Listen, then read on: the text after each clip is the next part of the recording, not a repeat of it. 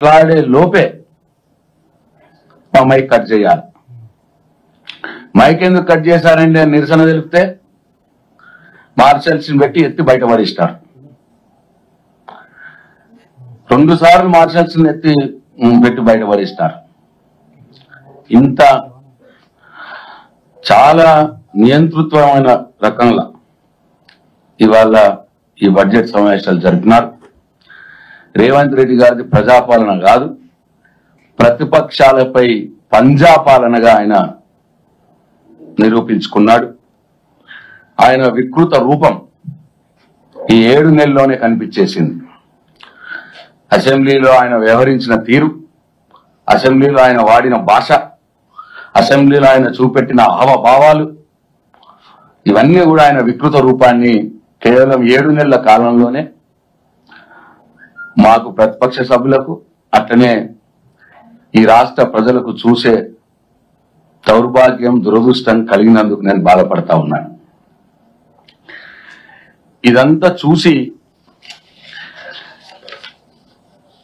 Senior సభ్యుడైన Owaisi గారు కూడా, అక్బరుద్దీన్ ఓవైసీ గారు కూడా ఒక దశలో, అంటే ఎజెండా పొద్దున షార్ట్ డిస్కషన్ ఎజెండా ఉంటే 10 గంటలకు 11 గంటలకు షార్ట్ డిస్కషన్ ఉంటే అదే రోజు పొద్దున 4 గంటలకు 5 గంటలకు మాకు ఎజెండా పంపించడం, అంటే అవకాశం లేకుండా మేము ప్రిపేర్ కావద్దు, ఆ సబ్జెక్ట్ మీద మాట్లాడద్దు, ఎజెండాని ఏ రోజు కూడా ఒకరోజు మొదలు 24 అవర్స్ మొదలు వాళ్ళు ఇవ్వలే, ఏ రోజు కూడా. అయితే అర్ధరాత్రి లేకపోతే అదే రోజు మార్నింగ్, ఎర్లీ మార్నింగ్. ఇట్లా ఎజెండా పంపడం విషయంలో కావచ్చు, సభ్యుల తిట్లదండకం కావచ్చు, ముఖ్యమంత్రి గారి హావభావాలు కావచ్చు, ఆయన తిట్లదండకం కావచ్చు, దరిమిలా మొత్తం వ్యవహారం అంతా చూసి, అసెంబ్లీ వ్యవహారం అంతా చూసి, మరి ఇవాళ ఆయన ఎంఐఎం కాంగ్రెస్ పార్టీ మిత్రపక్షం అని చెప్పుకుంటున్నాడు. ఆయన ఏమన్నా అన్నాడు, ఆయన మిత్రపక్ష సభ్యుడైనటువంటి ఎంఐఎం సభ్యుడు, సీనియర్ సభ్యుడు అక్బరుద్దీన్ ఓవైసీ గారు కూడా పాపమైన బాధతో, అంటే ఈ వ్యవహారాన్ని అంతా చూసి 25 సంవత్సరాలుగా నేను సభలో ఉన్నాను, ఇంత అధ్వాన్నంగా సభ నిర్వహించడం నేను ఎప్పుడు చూడలేదు అని ఆయన ఆన్ రికార్డ్ మాట్లాడినాడు అక్బరుద్దీన్ ఓవైసీ గారు. అంటే ఇవాళ అసెంబ్లీ నడిచిన తీరుకు ఆయన వ్యాఖ్యలు, ఆయన అసెంబ్లీలో ఆయన చేసిన వ్యాఖ్యలే దీనికి అడ్డం పడతాయి, నిదర్శనం అని చెప్పి నేను భావిస్తా ఉన్నాం. రేవంత్ రెడ్డి గారు జనరల్ గా ముఖ్యమంత్రి గారు అంటే ఏంటి, సభకు సభానాయకుడిగా పరిగణించాలి. ఆయన సభానాయకుడు కాకుండా ఒక అటవిక రాజ్యానికి రాజు ఎట్లయితే అటవికంగా ప్రవర్తిస్తాడో అట్లా ప్రవర్తించినాడు. ఎప్పుడైతే స్పీకర్ గారి దయతో ప్రతిపక్షంకు ఎప్పుడైనా డిస్కస్ చేయడానికి అవకాశం దొరికినప్పుడు, మైక్ దొరికినప్పుడు మా సభ్యులు కేటీఆర్ గారు కావచ్చు, హరీష్ రావు గారు కావచ్చు, పల్లా రాజేశ్వరి గారు కావచ్చు, జయకిషన్ రెడ్డి గారు కావచ్చు, సబితా ఇంద్రారెడ్డి గారు కావచ్చు, వివేక్ గారు కావచ్చు, అట్లనే అనిల్ జాదవ్ గారు కావచ్చు, ఇట్లా ఎప్పుడైతే వాళ్ళు మంచిగా మాట్లాడుతున్నారో, సబ్జెక్ట్ మీద మంచిగా మాట్లాడి ప్రతిపక్షాలు పైచేయి అవుతున్నదో, ఆ సందర్భంలో ముఖ్యమంత్రి రేవంత్ రెడ్డి గారు ఒక అటవిక రాజుగా రూపాంతరం చెంది సభలోకి వచ్చేసి ఇష్టమైన తప్పుడు పత్రాలు తీసుకొచ్చేసి అవి చదివి మమ్మల్ని తిట్టి సభని తప్పుదారి పట్టించే కార్యక్రమం చేసినాడు. మా ఏ చర్చ కూడా ముగించలే మేము. అన్ని చర్చల్ని కూడా మధ్యలోనే సీఎం గారు రావాలి, ఏదో తప్పుడు పత్రాలు చూపెట్టాలి, చదవాలి, ఏదేదో పొలిటికల్ గా మాట్లాడాలి, సభను పక్కుదవ పట్టించాలి, మా చర్చను మొత్తం ముగింపజేయాలి. ఆ రకంగా వ్యవహారం చేసినాడు. టోటల్ గా ఈ సభ మొత్తం జరిగింది గత ప్రభుత్వం మీద ఏడుపు, కేసీఆర్ గారిని తిట్టుడు, మేము ఎవరైనా ప్రజా సమస్యలు లేవైతే మమ్మల్ని బెదిరించుడు, మొత్తం ఆ కౌరవ సామ్రాజ్యం తిరిగా ఆ కౌరవులందరినీ మా మీద ఉసిగొల్పి మమ్మల్ని తిట్టిపించుడు, ఇది తప్ప వాళ్ళు చేసిందేం లేదు. మొత్తం ఎంత విచిత్రం అంటే అసలు కేసీఆర్ తెలంగాణకి ఏం చేయలేదు అంటాడు ఆయన. ఫైనల్ గా కన్నుండి చూడలేని కబోది ముఖ్యమంత్రి రేవంత్ రెడ్డి గారు ఏమి చేయలేదన్న మాట. అంటే కేసీఆర్ ఆనవాళ్లు చెరిపేసే ఒక కుట్రలో భాగంగా కేసీఆర్ తెలంగాణకి ఏం చేయలేదు, కేసీఆర్ తెలంగాణ ఉద్యమంలో ఏం చేయలేదు, ఇట్లా ఈ రకమైనటువంటి ఒక దౌర్భాగ్యమైన వాక్యాలు తప్పిస్తే ఈ అసెంబ్లీలో వాళ్ళు చేసిందేమి లేదు. వాళ్ళు ఏం చేస్తారో చెప్పలేదు, ఏం చేసినామో చెప్పలేదు. మా మీద ఏడ్చుడు, కేసీఆర్ని తిట్టుడు, గత ప్రభుత్వం మీద నిందల మోపుడు, బుర్రదల్లుడు, మమ్మల్ని బెదిరించుడు, మమ్మల్ని అవమానాలు చేసుడు, అది తప్పిస్తే ఈ సభలో జరిగిందేమి లేదు. అది మీరు చూసినారు, మొత్తం తెలంగాణ రాష్ట్ర ప్రజానీకం కూడా చూసేది. ఇకపోతే ముఖ్యంగా మేము కాన్సన్ట్రేట్ చేసింది, ఎందుకంటే శాసనసభ అనేది ప్రజల యొక్క ఆకాంక్షలని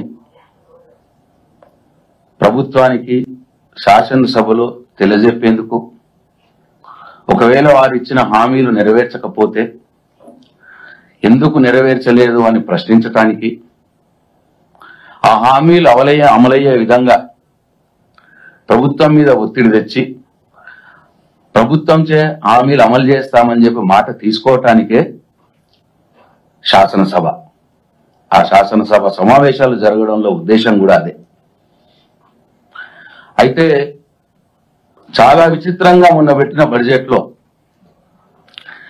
ఏ 6 గ్యారెంటీలు, ఏ 13 హామీలు, ఏ 420 వాగ్దానాలు తెలంగాణ ప్రజలకు ఎన్నికల కంటే మొదలు చెప్పి, ఎన్నికల ముందు చెప్పి ఓట్లు వేయించుకొని వాళ్ళ అధికారానికి వచ్చినాడో రేవంత్ రెడ్డి, ఈ కాంగ్రెస్ ప్రభుత్వం, ఆ గ్యారెంటీల ఊసే లేకుండా పోయింది బడ్జెట్ లో. చాలా అన్యాయంగా ఎదురు చూస్తా ఉన్నారు పెద్ద మనుషులు, బీడీ కార్మికురాళ్ళు. నువ్వు 2000 పెన్షన్ 4000 రూపాయలు చేస్తా అన్నారు, 100 రోజుల్లోనే అమలు చేస్తామన్నారు. మీ 6 గ్యారెంటీల్ని, 13 హామీల్ని 100 రోజుల్లో అమలు చేస్తామన్నారు. ఒకటికి 4 సార్లు చెప్పినారు 100 రోజుల్లో అమలు చేస్తామని. అయ్యా 100 రోజులు అయిపోయినాయి, 200 రోజులు కూడా అయిపోయినాయి, ఇవాళ 8వ నెల జరుగుతా ఉన్నది. మీ హామీలు ఏమైనాయి, మీ 4000 రూపాయల పెన్షన్ ఏమైంది అంటే సమాధానం లేదు. బడ్జెట్ లో ఎందుకు పెట్టలేదు, మీ 4000 రూపాయలు ఇస్తామన్నారు కదా, ఎందుకు పెట్టలేదు బడ్జెట్ లో అంటే సమాధానం లేదు. ప్రతి మహిళకు 2500 రూపాయలు ఇస్తామన్నారు, దాన్ని బడ్జెట్ లో ఎందుకు పెట్టలేదు అంటే సమాధానం లేదు. ఉద్యోగికి భరోసా కార్డు ఇస్తామన్నారు, దాంతో ఫీజులు కట్టుకోవచ్చు, ల్యాప్టాప్లు కొనుక్కోవచ్చు అనే మాట చెప్పినారు. విద్యార్థులకి భరోసా కార్డు ఇస్తామన్నారు, ఫీజులు కట్టుకోవచ్చు, ల్యాప్టాప్లు కొనుక్కోవచ్చు అని అన్నారు. దాని ఊసేందుకు లేదు బడ్జెట్ లో అంటే సమాధానం లేదు. నిరుద్యోగులకు 4000 వృత్తి ఇస్తామన్నారు, దాని ఊసేంది, దాని సంగతి ఏంది అని అంటే దానికి సమాధానం లేదు. రైతు భరోసా 15000 రూపాయలు అన్నారు, మరి దానికి సరిపడా డబ్బులు లేవు అని అంటే దానికి సమాధానం లేదు. జాబ్ క్యాలెండర్ అన్నారు, 2 లక్షల ఉద్యోగాలు అన్నారు, సంవత్సరంలోనే నింపుతామన్నారు. మరి ఎన్ని ఉద్యోగాలు ఇస్తారు, ఎన్ని ఇచ్చినారు? ఆ ఉద్యోగాలు, కొత్త ఉద్యోగాలకు సరిపడా బడ్జెట్ లో డబ్బులు పెట్టినారా? ఇచ్చే ఉద్యోగాలకు జాబ్ క్యాలెండర్ ప్రకటిస్తామన్నారు అని అంటే దానికి సమాధానం లేదు. ఆ ప్రకటించిన జాబ్ క్యాలెండర్ అసలు చట్టబద్ధత చేస్తామన్నారు. జాబ్ క్యాలెండర్ కు మేము అనగా మొన్న చివరి రోజు తెచ్చినారు, దాని సంగతి చెప్తాను. ఇట్లా 100 రోజుల్లో మీరు ఇచ్చినటువంటి ఏ గ్యారెంటీ కూడా అమలవుతలేదు, రుణమాఫీ అన్నారు, ఆగస్టు 15 అన్నారు, దాని సంగతి చక్కగా లేదు.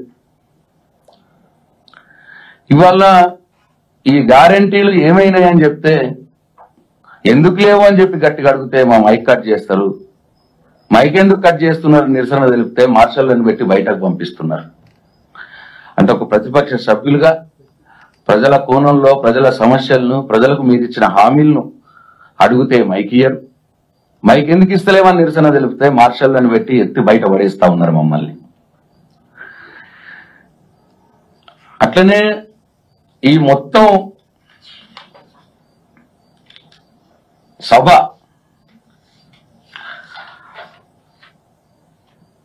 అసెంబ్లీ సాక్షిగా అబద్ధాలు ఆడినారు, అసెంబ్లీ సాక్షిగా చిల్లర వేషాలు వేసినారు, అసెంబ్లీ సాక్షిగా మా మహిళా సభ్యుల్ని, మా సభ్యుల్ని అవమానం చేయటానికి, అసెంబ్లీ సాక్షిగా అబద్ధపు ఆడంబర ప్రచారాలు చేసుకోవటానికి, అసెంబ్లీ సాక్షిగా మమ్మల్ని బెదిరించటానికి వాడుకున్నారు తప్పిస్తే ఈ సమావేశాల ద్వారా ఒరిగింది ఏమీ లేదు ప్రజలకు అని చెప్పి మేము భావిస్తా ఉన్నాం. ఎటువంటి అబద్ధాలు ఆడి అసెంబ్లీ సాక్షిగా అంటే మామూలుగా కాదు. సరే, అందరు మంత్రులు, అందరు సభ్యులు ఇష్టం వచ్చినట్టు మాట్లాడినారు, చాలా అబద్ధాలు. పోనీ వాళ్ళు సభ్యులే కదా, మంత్రులే కదా అనుకుంటే స్వయాన ముఖ్యమంత్రి గారు, ఉప ముఖ్యమంత్రి గారు కూడా అబద్ధాలు మాట్లాడినారు. ముఖ్యమంత్రి గారు అంటారు నిండు సభలో, సభా సాక్షిగా ఈ కొత్త కాంగ్రెస్ ప్రభుత్వం 30,000 ఉద్యోగాలు ఇచ్చింది అన్న మాట మాట్లాడినాడు. నేను అడుగుతా ఉన్నా ఈ రాష్ట్రంలో ఉన్నటువంటి మేధావి లోకాన్ని, నేను అడుగుతా ఉన్నా,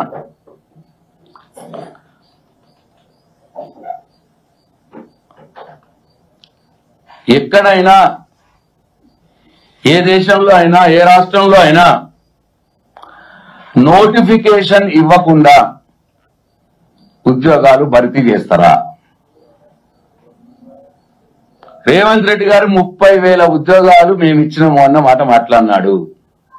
ఆ 30,000 ఉద్యోగాలకు సంబంధించి నోటిఫికేషన్ ఇచ్చినవా? నోటిఫికేషన్ ఇవ్వకుండానే నీ ఉద్యోగాలు నువ్వెట్లా భర్తీ చేసినట్టు అవుద్ది?